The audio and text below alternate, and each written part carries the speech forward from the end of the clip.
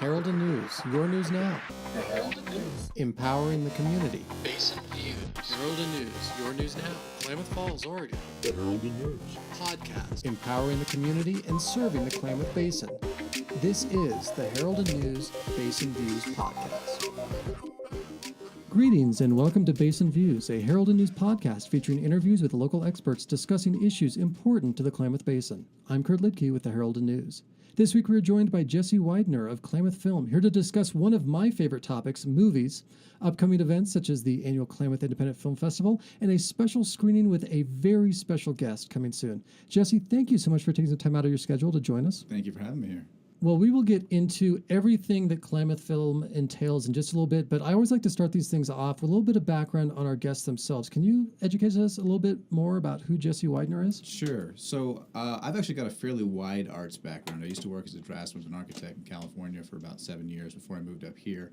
I've studied music composition. I do some drawing, some writing, and I practiced photography for several years before I started getting into the film thing. So the film thing actually really comes from being the sort of great medium. It's an amalgamation of all these other disciplines that you can do, where you kind of throw all these different disparate interests into one thing.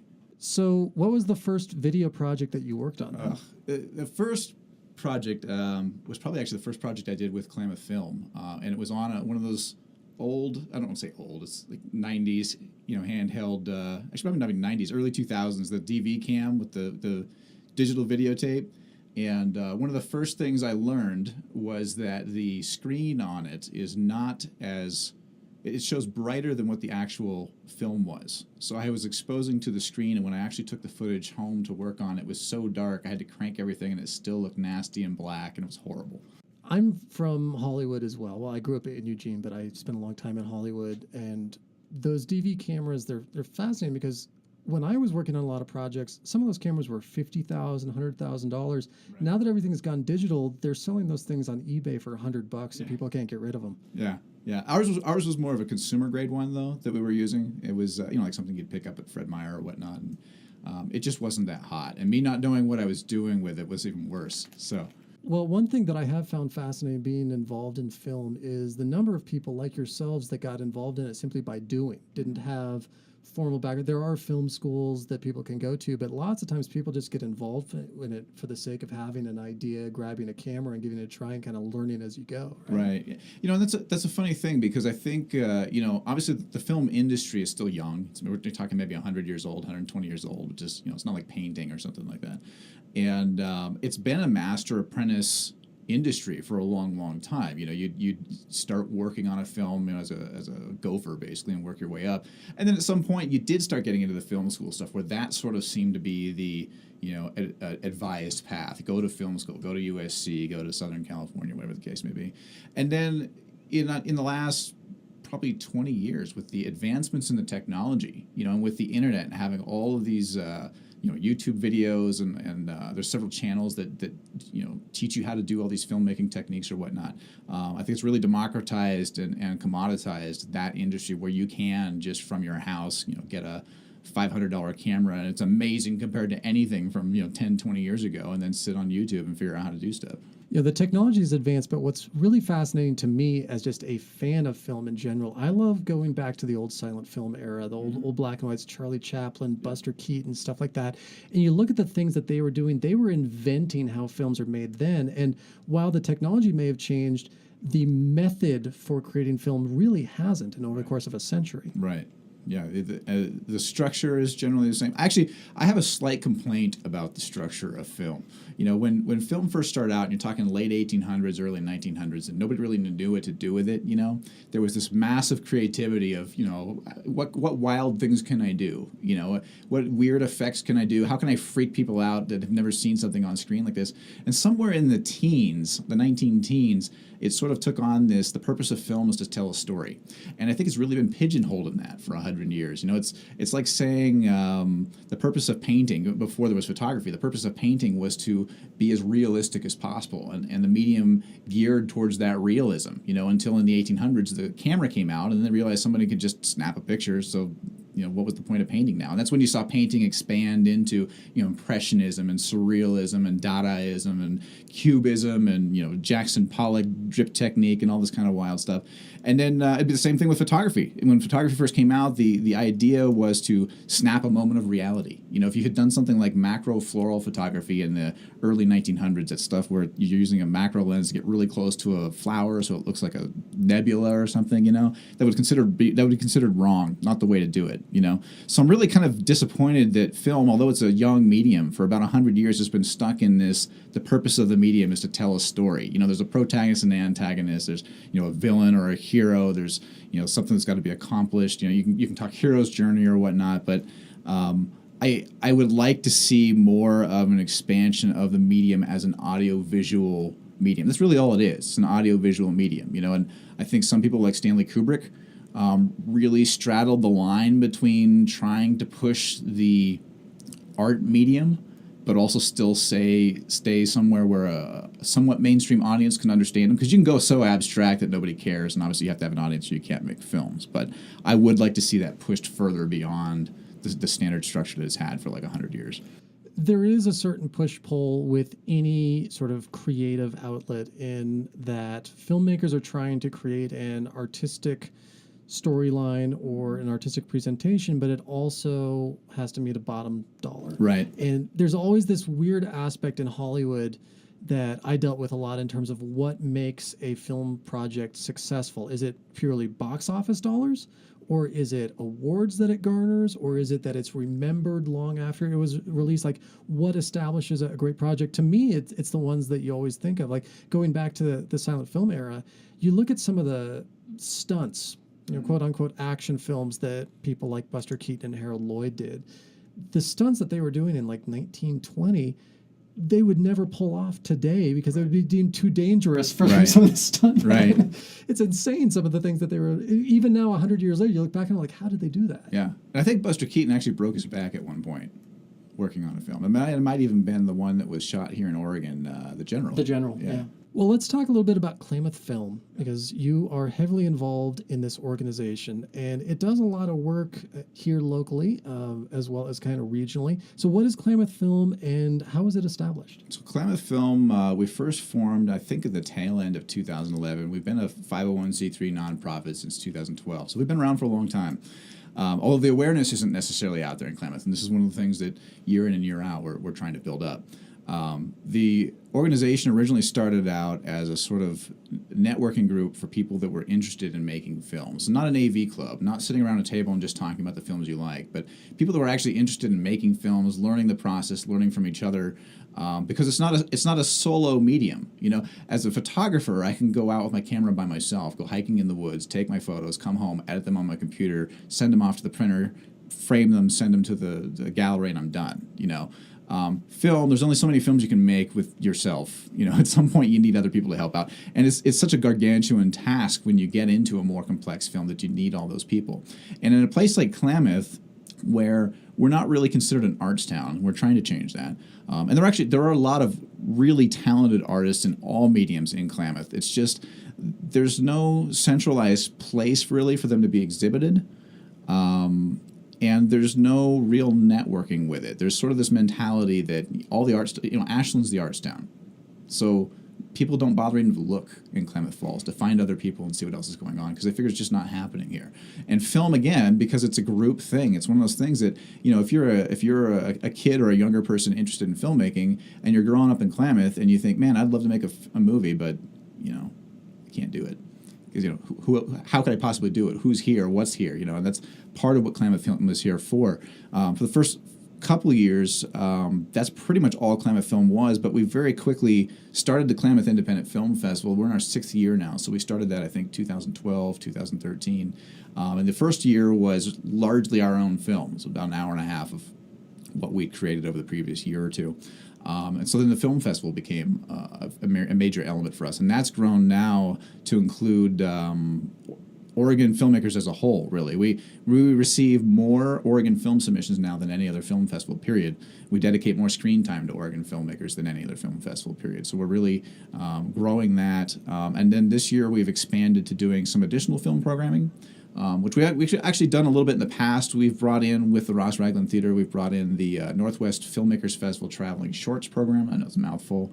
That's a program that runs out of Portland. It includes films from the Northwest region, really, British Columbia to Montana, Idaho, Washington, Oregon. There might be Colorado or something in there, I can't recall. But we've been bringing that to the Raglan for the last several years.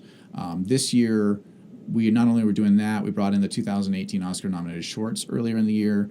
And then, of course, we have the James Ivory thing coming up, and we might squeeze something else in if we can. But we've also grown to be really promoting Klamath as a filming region now, not just for ourselves, but to bring other people in here to shoot. So we had the Phoenix, Oregon film shoot just a couple of months ago. And we're connected with the Governor's Office of Film and Television. We've got a good connect there. Southern Oregon Film and Media is an organization sort of like us over the hill, but they're for Southern Oregon in general. Although they're more on the filmmaker networking side, they're not doing the programming like we're doing our film festival or anything of that sort. So. Film production in general, most people think of either Hollywood or New York these days, but a lot of film production happens in New Mexico. There's a lot that's been happening in Georgia. When you take a look at all of the films that have been made in Oregon, it's advantageous geographically. We have high desert, we have pristine beaches, we've got big city, we've got great forests, lots of great landscapes to be able to shoot. And there's been quite a few really famous films. A couple of years ago, I sat down and tried to think of every Oregon film that I could think of and started going through IMDb and realized just how many films have been shot. And it goes way back. You mentioned The General earlier, which is considered one of the top 100 greatest films of all time, Buster Keaton's silent film. The very first student film ever made was made by University of Oregon students. Okay. In 1928. It was called Ed's Co-Ed. So there's this grand history of film production in Oregon, but people don't necessarily think of Oregon as a destination spot for film crews. Right. So how does Klamath Film help, as well as SOFAM help, in kind of bridging that gap and encouraging people to film here? Right. So part of that equation is the incentives that the state gives for filmmaking. Georgia gives, I think, the best incentives in the country, meaning that if somebody comes in and says, I want to spend X amount of dollars here, Georgia gives the most back. Either they give them tax breaks or they give them a percentage back for shooting there because it's generating jobs and notoriety for the state. Georgia's huge on that, and that's why you see a lot of stuff shot in Georgia. I mean, Walking Dead's shot in Georgia. British Columbia, Canada is the same way. There's tons of incentives, and so there's a lot of stuff shot in British Columbia. Oregon's incentives, if I understand correctly, several years ago we were very near the bottom of the list in the country, and I think we're more near the middle of the list right now. And that's where you see some things like Portlandia, and which is no longer being made now, but it was made for several years up there, and The Librarians, and several other shows that are shot in the Portland area. But the incentives in Oregon still pale in comparison to a place like Georgia, and they get burned up really quickly by the big productions that I mean, the day that you can apply for that year's incentives, I mean, those things get eaten up really fast. And most of that's centered in the Portland metro area right now. That's where a lot of the activity is going on. The Governor's Office of Film and Television does want to see that activity spread around the state more, and so they've actually got some slightly better incentives for shooting outside the Portland metro area into more rural areas of the state. Beyond that, it's really just the connections of people you know and the people that they know. For instance, the fellow who started Southern Oregon Film and Media is a national, international film and television producer. He's actually got a show on Netflix right now. And he was hired to produce a commercial for John Deere several years ago. And John Deere wanted to do it in Texas. That was just, that was their default, let's do it in Texas. And the fellow who started SOFAM said, look, I live in Southern Oregon. There's some really great locations in there. Dollar-wise, we can make it work. And he convinced them, and they came and they shot this commercial in a weekend somewhere in the Ashland area, and they dropped $150,000 for the weekend, which is good money for our communities. So, again, a lot of that goes back down to just knowing the right people. Brother Nature, which was shot a couple of years ago, actually in Klamath, Lake of the Woods, and a lot of locations in Klamath Falls itself and in Keno. That was a result of, if I recall correctly, Hollywood contacting the governor's office and saying, do you have anything we could use? And the governor's office is actually located in Portland, not Salem. He's not as familiar with all the Southern Oregon locations, so then he contacted SOFAM, and SOFAM said, hey, we've got this. They wanted a lake resort without a lot of people in the way, and so we've got this lake resort without a lot of people in the way, and that's how that happened. So it's really spreading the word. You're right. The resources here are great. I mean, the landscapes are all over the place. The cost to be up here is low. Obviously, there's no sales tax. Klamath in particular, and this is one of the things that we're trying to push, we're, of course, lower cost of living than just about anywhere else in Oregon. So that translates to lodging. So you can stay at virtually anything in town for probably $100 a night. If you can swing a deal with the hotel because you're bringing in a lot of people and you're staying a lot of nights, you can do better than that and save significantly on that. Food's the same way. Food's cheaper over here than it is even in Ashland, Medford area. So that's part of what we're trying to promote. Obviously, we don't have the big city aspect here, but the landscapes we have here in Klamath. And we have enough of a population that there is a base here, but there's also not so many people that are in your way. If you want to shoot something in the middle of the night, you could go to a quote-unquote busy intersection in Klamath at 9 o'clock and not have traffic for 10 minutes, and then a couple cars go by and you just keep shooting. So those are the kinds of things that we want to promote to get people here in Klamath, the particular benefits that we would have for a production here. One of the films that has really gained a lot of notoriety for being shot in Southern Oregon was the film Wild. Mm-hmm. And talking about word of mouth, like you said a little while ago, a few months ago I interviewed Bergen Swanson, who was one of the producers on that film. He grew up here in Klamath Falls. Yes. And he told me that originally they were only going to shoot one day of that film in the Klamath area, just that background shot of Crater Lake, and that was it. And the rest of it was going to be shot in California. And he said, no, you can get every single one of these shots that you're looking for in the entire state of Oregon. Right. Let me show you where it is. And now that film, maybe because of the awards that it garnered, mm-hmm. And the attention that it brought to Ashland and Klamath and Bend and this whole region, has really kind of brought more attention and more focus, more possibility of film coming this way, right? Right. And Bergen's actually that's another great example of what we're trying to do with Klamath Film is that, again, there are a lot of talented people here or who have been here. And we're trying to draw those connections to make people aware that, that stuff does happen in Klamath. And Bergen did grow up in Klamath. I think he graduated Klamath Union. I could be wrong on that, but I think he did. And he was not only a producer on that, he was a producer on 3 billboards out of outside Ebbing, Missouri. Which was nominated for Best Picture this year. We got contacted by a gal who had heard about the film festival. And again, we're in our 6th year, and we still get people that say, is this the first year you're doing it? But we got contacted by a gal who was made aware of the film festival last year, and she had grown up in Klamath, also graduated Klamath Union. She's now a professor of cinematography at USC. And she's made 50-some-odd documentaries and said, is there any way we can show something up here? And things like that, although because she's not in Oregon anymore, she's not necessarily a fit for the Klamath Independent Film Festival, we do look to include something like that for our additional programming throughout the year. Things that have a Klamath connection, things that have an Oregon connection. You mentioned the filming activity in New Mexico. Chris Eyre, who grew up in Klamath Falls and is considered the foremost Native American or First People, whatever the term is, filmmaker in the world, he's a professor of film at University of New Mexico, and the soundstage there was used for part of There Will Be Blood. So there's these tangential Klamath connections all over the place. So what films have been made locally, and why Klamath? Okay, so locally, again, it's slim because we're still trying to build that up. So the biggest one locally in the last few years, again, would have been Brother Nature. Earlier this year, we had the Phoenix, Oregon shoot, and that was a result, actually, of the filmmakers are Ashland filmmakers. They've lived in Ashland, I want to say, for probably 10 years or so. I don't know that they'd really been over to Klamath and seen the area until we had the film festival here, and the activity of Klamath Film going over to being members of SOFAM and engaging the people there and telling them about what we're doing here. The filmmakers of Phoenix, Oregon, their last feature film was Black Road. We showed it at the film festival in 2016. It was the first time the filmmakers had really come over to see Klamath, and they realized it was a lot bigger than they thought it was. There's a lot more variety of locations than they thought. Everyone who hasn't been to Klamath thinks it's this little, country horse town, that's stuck in, the 70s or whatever kind of thing. And they found a location they really liked, the Hanscom's Bowling. They said that they wanted a retro bowling alley, and they couldn't find anything like it over the hill. And they also met an investor in our audience at the film festival, which was a major investor for their recent film. So all sorts of incentives for them to be shooting over here, and that's why they came over here. That's probably the more significant film other than Brother Nature. There was just a Discovery Channel television project that was shot here, and there was sort of a connection there, sort of a bleed off from Phoenix, Oregon, because Annie Lundgren, who's the co-filmmaker with Gary on that film, she produces a lot of stuff in Southern Oregon. She was a producer of some sort on Wild as well.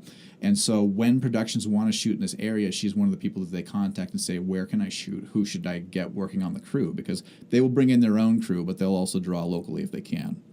And Annie recommended they shoot here in Klamath for what they were doing for this show, and recommended my girlfriend Robin Smith, who was a PA on Phoenix, Oregon, to be a PA on this television show. So again, that word of mouth, the relationships, and the translation through there. Again, why Klamath? Again, the variety of locations we have, the low cost to be shooting here.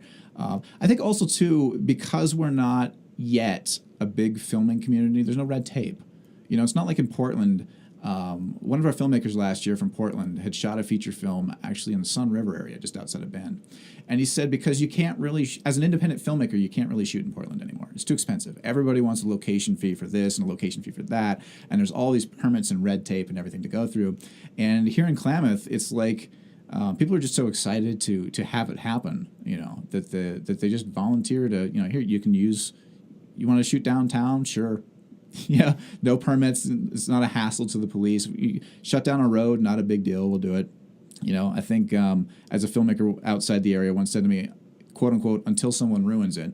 You know, so certainly something may come in at some point that is obnoxious, and then people start clamping down. But right now, there's no hassle to do it. There's no red tape. It's low cost. It's got a wide variety of landscapes and people here, but out of the way. So.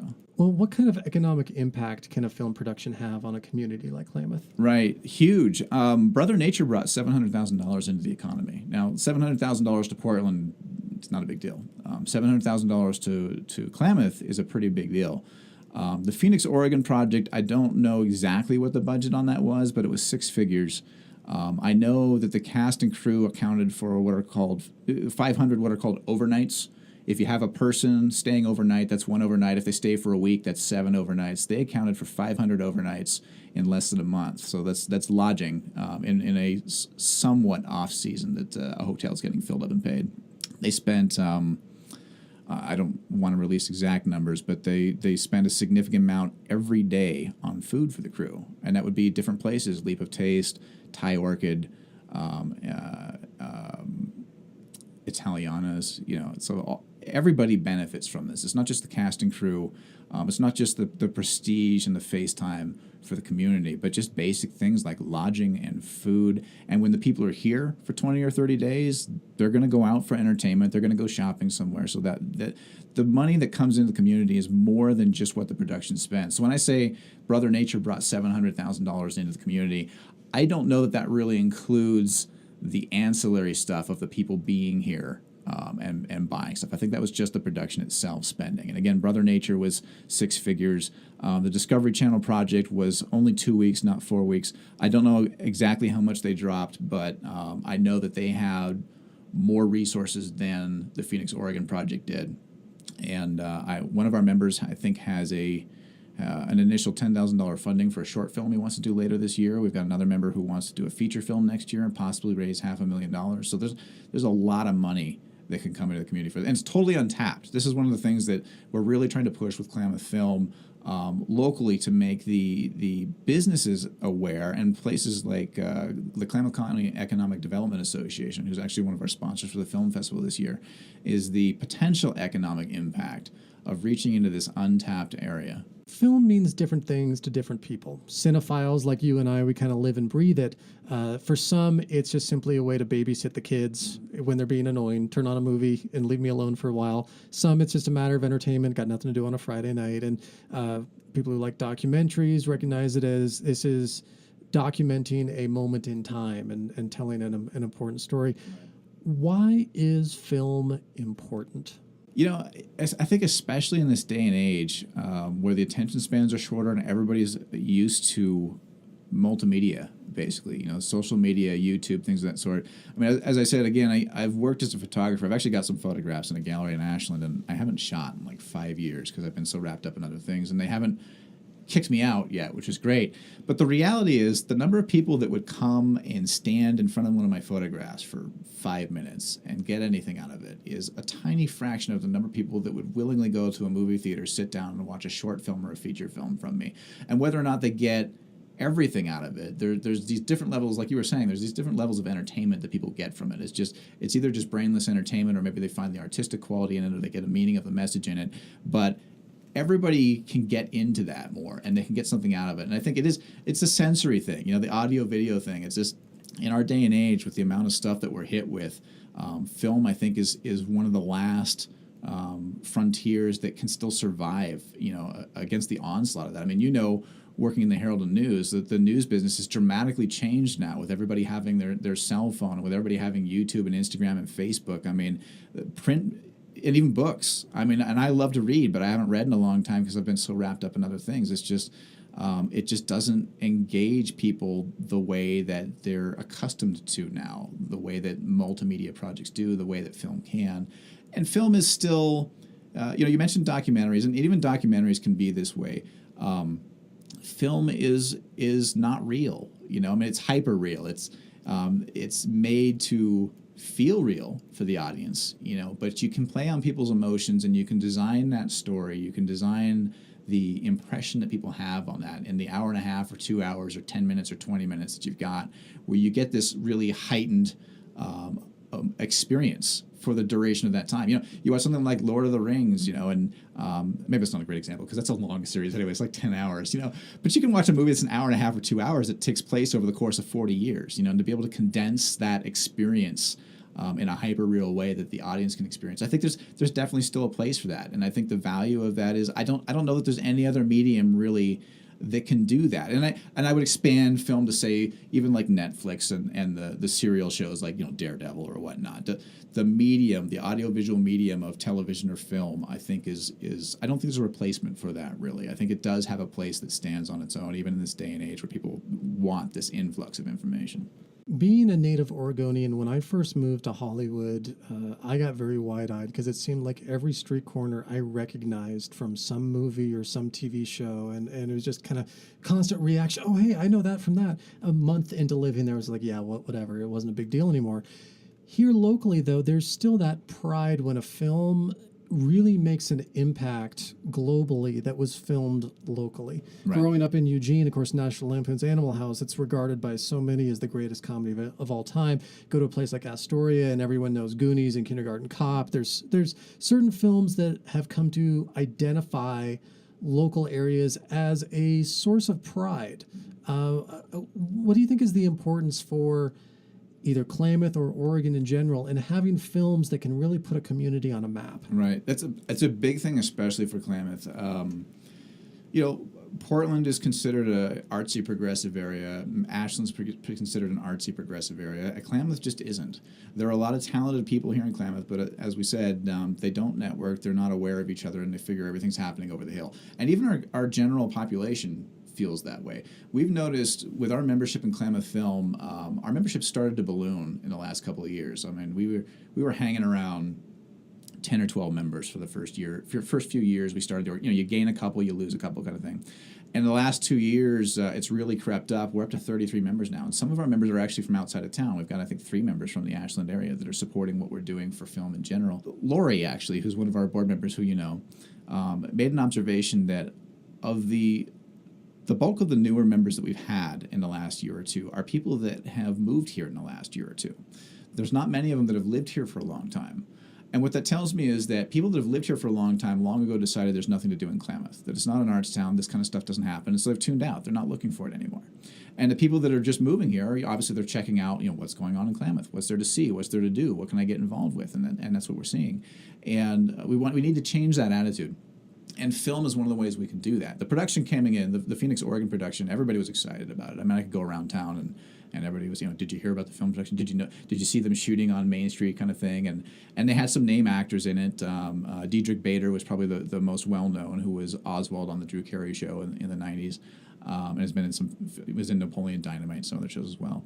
But it's great for the community because it puts a polish and a shine on Klamath Falls. And it starts to change that perception that Klamath is an ag town, or it's there's nothing going on over here or whatnot. And to be able to say that those kinds of things do happen here, which is one of the reasons too that we named the Klamath Independent Film Festival the Klamath Independent Film Festival years ago. I mean, so many film festivals are named after where they take location, and we thought, that's kind of bland. I mean, the Klamath Independent Film Festival. We didn't want to call it the Pelican Film Festival, because everything in Klamath is Pelican something, and that's even worse. But ultimately, we decided that, the flip side to calling it the Klamath Independent Film Festival is that it says Klamath. I mean, when I mention it to people, they immediately go, I didn't know Klamath had a film festival. As opposed to if I said the Oregon whatever film festival, they wouldn't know where that's at. So it's important to bring that notoriety here. The Goonies connection that you mentioned, that's another aspect of the economic benefit of this stuff. From a tourism standpoint, Goonies was made 30 years ago, and people from all over the world still go to Astoria to see the jail that the Goonies were in, the house that the Goonies lived in. That's a major tourism impact, and it doesn't happen all the time. It takes that special movie that people really connect with, whether it's a cult movie or just a huge favorite, and it may be a while before we see that right mix in Klamath. Maybe this Phoenix, Oregon will be a huge hit. Maybe it won't. But at some point, we're going to hit one, and there's going to be a perpetual benefit to that. People all over the world are going to be interested in some film, look into it because they're fans, see that it's shot in Klamath Falls, and come to Klamath Falls to check out the area and see where it was shot. Well, one of the filmmakers that has come out of Klamath Falls, quite arguably the most successful one, would be James Ivory. Yes. Hollywood being a place where I always feel like the streets are paved with the crushed dreams and hopes of thousands that have moved there hoping to make it. This is a gentleman who recently turned 90, has been working in the film industry in Hollywood since the 1950s, and is a Klamath Union High School graduate, and just this year won his very first Academy Award.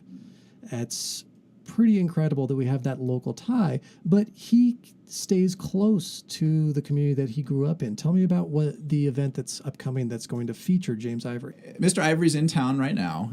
He visits Klamath every year for a few weeks in the fall. And I met him last year. I had a film in the Ashland Independent Film Festival, and they were giving him, I think, a lifetime honorarium of some sort. And we started talking, and then I met him. I talked to him in the fall here in Klamath. We had a chat about Klamath Film and the film festival. And we've kept in contact, and Call Me By Your Name did win some awards. I initially asked him if he would want to show it as the opening feature for this year's Klamath Independent Film Festival, but it didn't quite work with his schedule. But then we decided, why don't we do one of our additional programs while you're here in town? And so he is here. We're going to be showing Call Me By Your Name in, I think, about 2 weeks. Not this Saturday, but the next Saturday, August the 18th. It's going to be at Pelican Cinema, 6 o'clock p.m. The film's a little over 2 hours. I want to say it's 2 hours, 12 minutes, and he'll be there to do some questions and answers with the audience afterwards. My conversation with him is that he's pretty flexible on answering however many questions there are. I mean, obviously we don't want to keep him too late. He's on vacation. But very nice gentleman. I think he's made 40-some-odd films, mostly director, mostly producer. This one he was actually writer on. I think he's actually only written maybe 8 or 10 films. It's fairly unusual for him to be the writer on. And I think he was actually going to be the director or the co-director on this film, but then the studio decided, one director is enough. But yes, he did win an award for it. He did ask that people come to the film for the sake of the film, not because he's an award winner or a Klamath alum or whatnot. But he did grow up here. He comes back every year. He's very supportive of the Klamath region. Is that advanced ticket sales only, or can people show up at the door? They can show up at the door. We do have tickets for sale online right now. You can go out to klamathfilm.org. It shouldn't be hard to dig through our site to find out where that's at. Tickets are $10 a piece. If you're a Klamath Film member, you can get them for $8. It's one of the benefits of being a Klamath Film member. You get discounts on tickets. You can purchase them at the door. We have a feeling it's going to be a very popular event. Don't know for sure, but there's been a lot of excitement. There's actually been a number of people from Ashland that have already purchased tickets that are coming over for this thing. So there's interest outside the area. If you come to the door, there is limited seating at Pelican. Even the theater that we're going to be in, I think, seats a maximum of 200. So you risk not getting a ticket. we can absolutely do it, but I highly recommend people go online, get their ticket ahead of time just to be sure. So Klamath Film does a lot to promote film locally, does a lot to assist, and then you're also doing events like this James Ivory Q&A. Are there other similar events to this that you've done in the past or things that you have planned in the future you want to talk about? Right. So we've done the Northwest Filmmakers Festival in the past, probably the past 5 years. That and the film festival have largely been what we did. We did partner with the Raglan somewhat a few years ago. They used to do Monday movie nights, where for the first Monday of the off season, from like October through February, they would show a film of some sort. October's now become Rocky Horror Picture Show. That kind of came out of that Monday movie night thing. And for a couple of years, we helped advise on what films to show. We showed Shawshank Redemption at one point. We showed The Good, the Bad, and the Weird, which is a Korean action film at one point. And it had mixed results. You know, again, it kind of goes back to getting the awareness out in this community that people just don't look for this stuff or know that it's coming out. And at one point, the Raglan just decided let's not do that. Although they have a new system now, they have a new projection system that has an online connection where they can stream things live. Opera productions or plays in New York or from around the world. They just recently did a concert by the band Muse that they live streamed. Yes, and I didn't get a chance to see that. I was wrapped up in a lot of other stuff, but I wanted to check that out. But that's something people should look into, and we're in talks with the Raglan about sort of coordinating with them to see if we can do stuff there as well. But other than those past initiatives, this is really the first year that we're starting to do that additional programming beyond just the Northwest Filmmakers Festival and the Independent Film Festival. And again, I've been contacted by several people now that have Klamath connections. James Ivory is obviously someone that, if we could on a yearly basis, we'd love to do something, when he's here in town. The gal in Southern California, who's a cinematography professor at USC, she's got 50 some odd films. She just finished a documentary. We'd love to try and include her in a program up here. Chris Eyre, if we can get something of his up here. Again, we want to do those Klamath connections, those Oregon connections, show people that comes from here. It is a tricky thing, when you talk about entertainment, and sort of as you were alluding to earlier, different people have different tastes.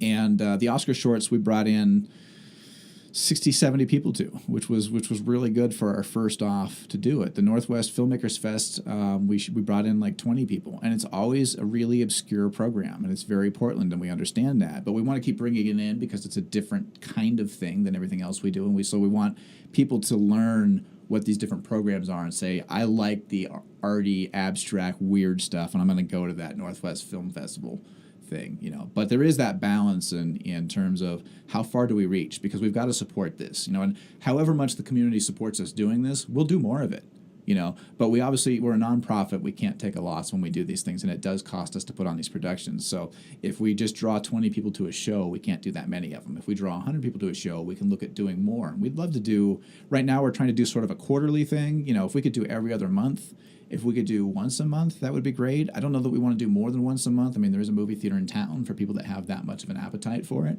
And it's a lot of work for us to put together. But if the community supports it, if the community comes out enough for it, and our prices are very reasonable. And again, if you're a Klamath Film member, if you want to become a Klamath Film member, you get discounts on tickets, and your membership will be paid by going to see these programs anyways. But it's all about the community support. That's what dictates what we can show and how much of it we show. Well, we've talked about it a little bit, but let's really get into the details of what the Klamath Independent Film Festival is. First of all, tell me the dates and what it entails. So the film festival this year runs September 14th through 16th, and that seems to be sort of the slot that we've settled in now. It's going to be mid-September every year. There are timing considerations either way on that. We know it's a little bit before college season, and we would love to get the college students involved. Unfortunately, we ran it late September, early October a couple of years ago. I'm a vegetarian, so I don't think about these sorts of things, but apparently hunting season starts October 1st, and that's a big deal. And we had notes from people saying they wanted to come to the film festival, but they couldn't. And, the weather in Klamath changes really quick. And we have 30% of our audience last year came from outside of town, which beats the state average. It's actually a really high percentage of people coming from well out of town to the film festival. But that time of year, end of September, beginning of October, a couple years ago, was icy. My girlfriend's brother was driving back over the hill and slid off the road and said he wasn't the only one. So we'd love to get the college students involved. Hopefully we can get the awareness where maybe they come, a week before they're moving in. But mid-September is where we're doing it. Friday night, the 14th, we start about 7 o'clock. There'll be a food gala of sorts. It'll be a mixer with filmmakers and our sponsors and others who want to participate in that. You only can go to that by getting a festival pass, which is $60. But the $60 gets you the whole weekend. It gets you the food thing. It gets you 7 feature films, 28 shorts, 2.5 days of film. Again, we're the only Oregon-centric all-genre film festival in the state, which means in the planet as well. And it's this great event where I think the community really appreciates it because what they see on screen is largely places they've been to or they recognize.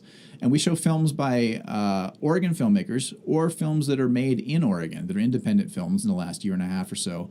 And so one of our feature films, for example, is called Seaside. It's a thriller that was shot in Seaside. And it's made by a New York filmmaker. I think he used to live in Portland, but he moved to New York, but came back here to shoot this film. And so this is all a celebration of Oregon film, Oregon filmmakers, our state on screen, basically. And it's just a really fun weekend. We try to choose a variety of films. Like I say, different people have different interests, whether it's documentaries or comedies or action or whatever the case may be. A little bit of abstract, arty stuff, a little bit of animation. It's a very well-rounded program. I've been to a lot of film festivals that are clearly slanted one way or another. That if you're not a documentary fan, you're not going to find anything of interest in there. If you're not super left-minded, you're not going to find anything of interest there.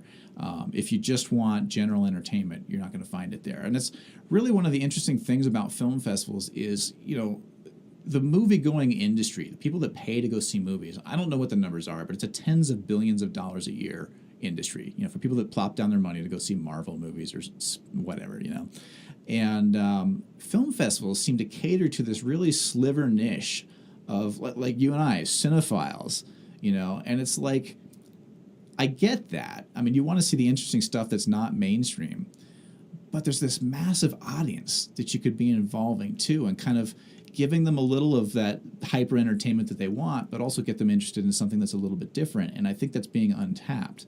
And so we try to select a general program that's got a little bit of something for everyone. And even the stuff that somebody thinks is not their cup of tea, their subject matter-wise or the style of the film, the stuff we select really still draws them in. I mean, we have people that watch stuff and go, man, I didn't think I was going to like this at all, but I really loved it. Well, it's nice to see a variety of films that are coming in. You'd mentioned a couple of them, Seaside and whatnot. There is one film that is hyper-local that anyone in the Klamath area should find interesting, and it's one that you worked on. Yeah. So tell me about the film Ragland. So this is a documentary that I've been working on with one of our members in our group, actually, Paul Harris, who's a tech guy at the Ragland. Paul moved up here about a year or two ago with his wife from the Bay Area, California. Paul has extensive experience working on Hollywood films. He worked on the Matrix films. He worked on the Men in Black films. He worked with ILM. He's a stagehand. And so he came up and is generally retired now, but he's doing some technical work for the Ragland. Immediately fell in love with the theater, found Klamath Film, joined up. He's on our board now and asked me if I would help make this film. And I agreed before I realized how big a project it would be. And a year later, it's essentially done. It's been submitted to several film festivals. It's also been selected for Flix Fest, which runs in Fort Jones out of Wairika about a week after the Klamath Independent Film Festival. Runs about 20 minutes long, and it's a history of the theater scene in Klamath Falls in the first half of the 20th century, leading up to the Esquire, which was the theater that the Ragland was renovated from. And talking about the Ragland itself. The interesting thing about Klamath Falls is that at the turn of the century, 1800s to 1900s, Klamath was like the fastest growing city in the state, period. And that was before there was I-5. We had the timber industry. Anyone who was coming, L.A., San Francisco, going up to Portland or Seattle, they were coming up 97, and they were going to pass through Klamath Falls. And that also meant that a lot of road shows and entertainment were coming up as well. Bands were big bands, and then as you get into like the 40s, 50s, 60s, you were having, Johnny Cash and Ike and Tina Turner and B.B. King. All those people were coming through Klamath Falls. And in the early half of the century, Klamath had 20 or 30 movie theaters, not all at once, but the turnover in the first probably 40 years of the century. At one point, there were 5 or 6 active at the same time on Main Street alone, with the Esquire being one of those. So this documentary sort of tells the story of those theaters coming up. There's a couple of sort of Citizen Kane type characters who were movie moguls who owned several theaters or were competing with one another. One of my favorite stories out of it, and we only touch on it briefly because we don't want to give people too much history. But one of my favorite stories is that the first theater mogul in Klamath Falls was John Huston, who owned the Huston Opera House, which he opened in 1897, and it was a play theater before it was a movie theater. It was a few years later he brought in a projectoscope, the old cranking projector kind of thing. And he at one point owned 4 or 5 theaters by about 1920. And lost all of them virtually in the same year to a wide range of circumstances, which was also indicative of the time. There were a lot of theater fires of that time, wooden buildings and the acetate film and oily rags and all sorts of disasters. But about the time he was going out of business, another fellow by the name of Harry Poole was just starting to get into business. Harry Poole eventually became the next theater mogul, and he owned those 5 or 6 theaters on Main Street all at one time. He built Poole's Pelican Theater, which was torn down in the 50s, but it was a 1,700-seat theater here in town. It was the largest of its kind on the West Coast. He built the Pine Tree Theater in the 20s, or maybe he bought it from the original owner. The Pine Tree Theater building still stands. It's almost on the corner of 7th and Main Street. It's the same block that Old Town Pizza's in. It's a brick building. You can see from the parking lot side, it's the one that has a super tall roof. It doesn't look like it's a large building, but it's a super tall roof for some reason, 5 stories tall, and that's where the curtains would have come down. So that building is still standing there. But the fun part of the story is that when he built his Pelican Theater, which was his pride and joy, and I think they spent $500,000 in 1927 to build this theater, so it's a tremendous amount of money. I mean, they had a 27-ton steel beam that took 2 or 3 rail cars to bring over to hold up the mezzanine on this thing. And it was the first theater to have a movie with sound in Klamath Falls. And incidentally, and this is sort of the Citizen Kane thing to me, he bought a competing theater downtown from another theater owner a few weeks, I think, before he opened his Pelican Theater. And he opened the Pelican Theater as the first theater with sound, and then he very immediately had an ad promoting this other theater as, we're going to respect the golden age of silent films and keep it the way it was, so that he would have the only theater with sound. And then the former owner of that theater bought another theater within months of the Pelican and opened the second theater with sound. So there's sort of these machinations in the background of, competition under the rug. I love old theaters and the old 20s, 30s style of architecture. Now, a lot of those theaters today have either been demolished or they've been repurposed. A lot of them are community concert halls now, right. Where they've gutted out all the seats. But people don't realize the old Hollywood era versus modern film distribution. Now a movie comes out and it may end up in a couple thousand theaters across the entire country. Mm-hmm. In the 1910s, 1920s, it was more of a traveling road show. Yes. Where a movie would go around and they would also incorporate a live stage show, dancers and a band and all that. And so these theaters would be the epicenter of the social atmosphere of every community, and they'd build these grand scenes that would seat 1,000 people inside and have this tremendous architecture, be like extravagant opera houses that would have live shows and films combined. And it's fascinating to check out the history of some of that, particularly in an area like Klamath Falls. I'd highly recommend our audience to go check out the exhibit both at the Baldwin Hotel Museum and the Klamath County Museum that documents some of the great concerts and film theaters that used to exist here. Prior to I-5 being built, this was the main circuit of all the concerts.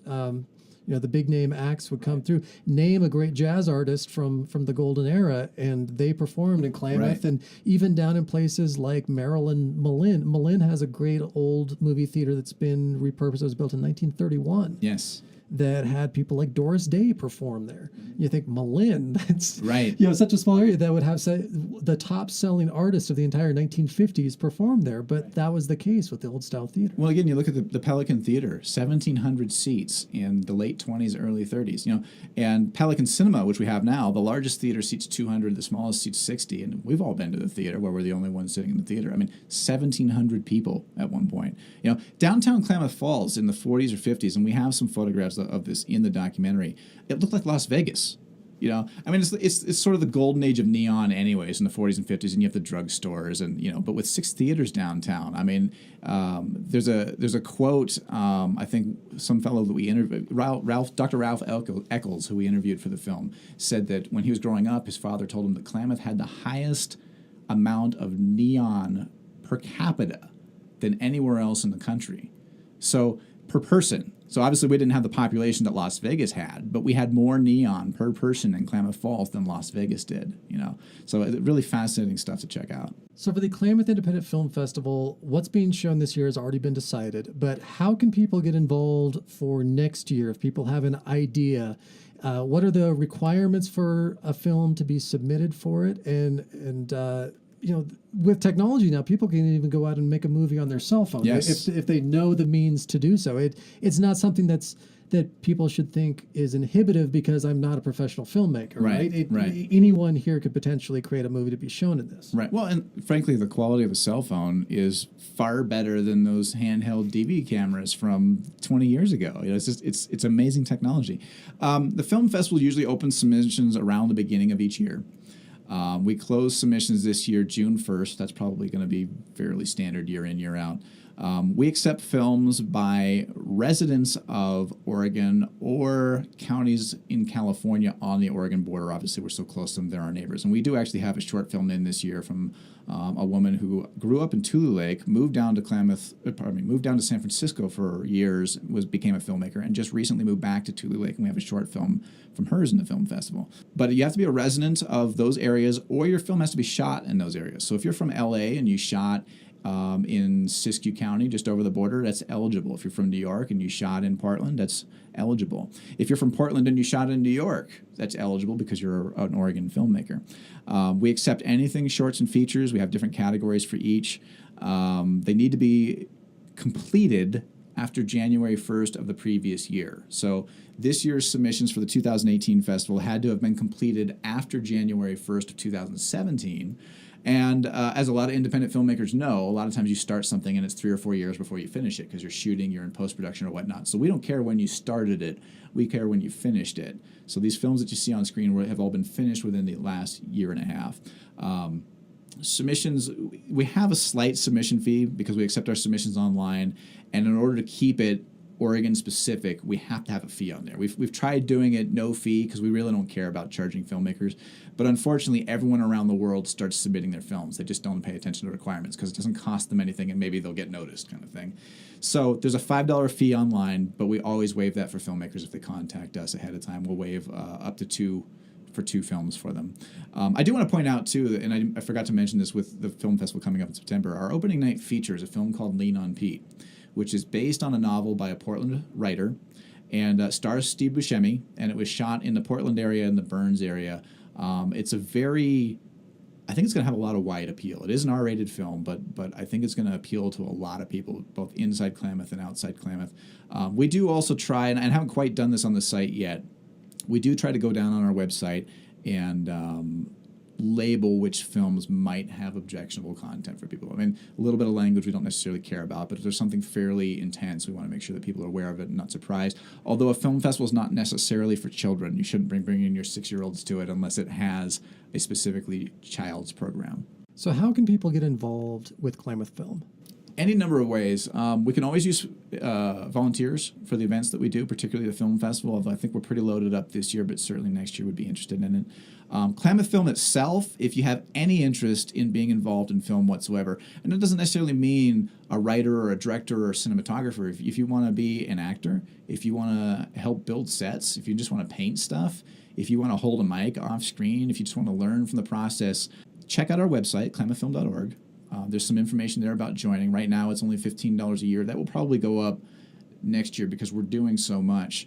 Those dues allow you to participate in our monthly meetings that we have, where you can come and network with other people interested in film, see who's working on what, see if you can work on projects with them, find people to work on projects with you.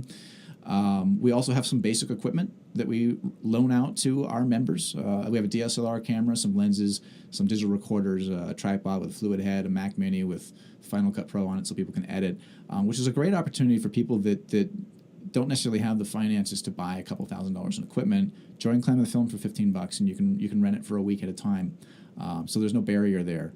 And again, one of the other advantages is you get discount on tickets to our events. So even if you're not necessarily interested in making films, but you want to support what we're doing here, to bring more film entertainment to Klamath Falls, to bring more film productions to Klamath Falls for the economic impact, for the arts and cultural impact, on the sheen on Klamath, and still get yourself some discounts on tickets, join up, get a membership. If you go to our regular programs, your membership will be paid for by the discounts you get on tickets. Well, coming up very soon will be a special screening of the film Call Me By Your Name, along with a question and answer session with the screenwriter and Klamath Union alum James Ivory. In mid-September will be the Klamath Independent Film Festival, and there will be much more on the horizon from Klamath Film. Jesse Widener, thank you very much for your time and educating us about all of the film production happening here in the Klamath Basin. Thank you so much for having us.